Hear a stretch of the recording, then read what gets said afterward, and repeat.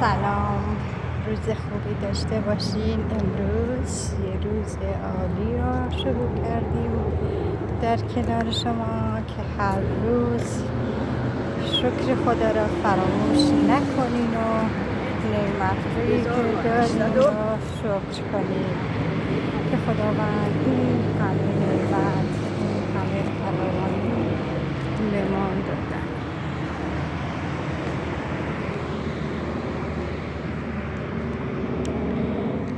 خدایا شکرت، خدایا سپاس فراوانی دارم ازت بابت همه نعمت‌های خدا. خدایا شکر، خدایا صبح زیبای ما را و دوباره بیدار شدن من، دوباره نفس کشیدن من و چشم جهان گشودن من را سپاس.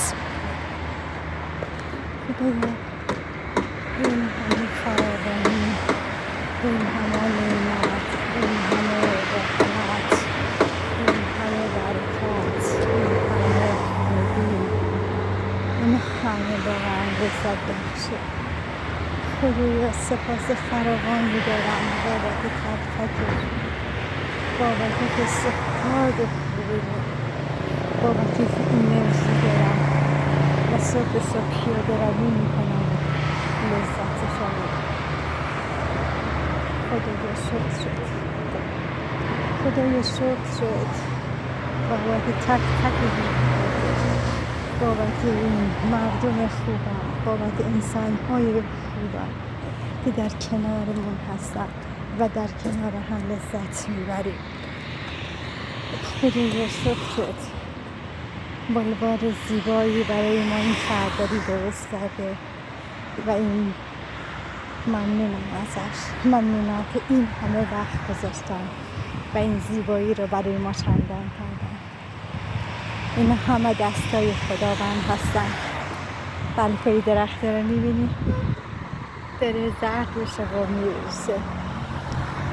خدایا سپاس فراوانی دارم ازت بابتی که در پیاده روی زیبایی رو برای ما درست شده و ما لذتش میبریم،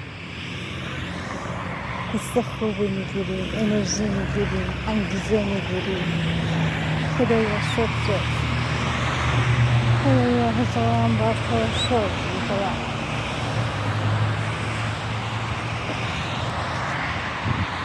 خدایا شکرت، خدایا هزاران بار تو رو شکر میکنم. سپاس فراوانی دارم. درود نزدیک من میرسید. میکنم برم جلوتر، من جلوتر اینجا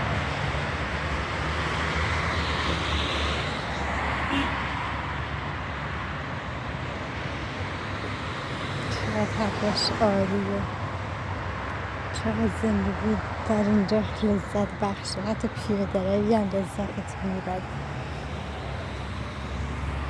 وای خدای من، وای خدای من، این همه خدای شکرت، واقعا سپاس فراوان دارم ازت. سپاس گذارم خدای خوبم، سپاس گذارم، سپاس گذارم خدای مهربانم بابت تک تک بابت تک تک لحظه های شادمون، بابت همه چیز ازت ممنونم. خدای خوبم ممنونم ازت، ممنونم که هستی، ممنونم که هستی، ممنونم که هوامو داری، ممنونم که شادی به هم دادی. واقعا سپاس فراوان دارم. ممنونم که انرژی دارم، ممنونم که انگیزه دارم. ماشینم اومد، میبینی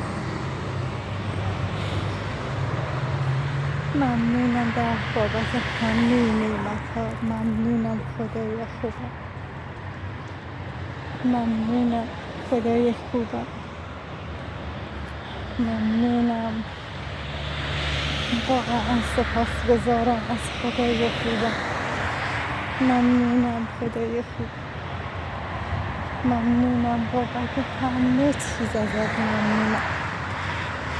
ممنونم و سپاس فراوان دارم خدای خوبم بابت تک تک لحظات، تک تک دقیقه ها، تک تک ثانیه ها ازت سپاس گذارم. نفسی که میکشی، هر نفسی که میکشی با بازدم میکنی لذت بخشی. این حس حال خوبم و به شما دوستانم هم منتقل میکنم که همیشه لذتش رو ببرید، همیشه حس حالتون خوب باشه و هیچ وقت ناشکری نکنید. حتی موقعی که ناراحتید خودتون میدونید هر ناراحتی غم بزرگتری براتون میاد، ناراحتی بیشتری میاد. ولی وقتی شکرش رو به جا بیارید، خداوند میگه ای بنده من زمانی که ناراحته بازم شکر منو به جا بیاره، پس چرا من بهش همون چیزی که میخواد بهش ندم؟ آره عزیزم، شکر او رو به جا بیارید و هیچ وقت ناشکری نکنید. بچه‌تون مریض شکر کنید برای سلامتی که زمانی که سالم بود، برای وقتی که شوهرتون از در خونه چیزهای خوشمزه دست پر میاد شکرش بکنید. نگو اینه جا گذاشتی، بگو یه عالم دعواش کنی. شکر کن. مامانت حالش خوبه، شکر کن. پدرت شکر کن. برادر و خواهرت برای اونا شکر کن. برای همه شکر کن. حس حالشون رو خوب کن، انرژی بده، انگیزه بده و حال اینا رو خوب کن و روز به روز رشد میکنی. آه و ناله هیچی بهت نمیده غیر از این که ازت بگیره و همونایی که داری رم ازت بگیره. دوست عزیزم، همیشه شکر خدا رو به جا بیار،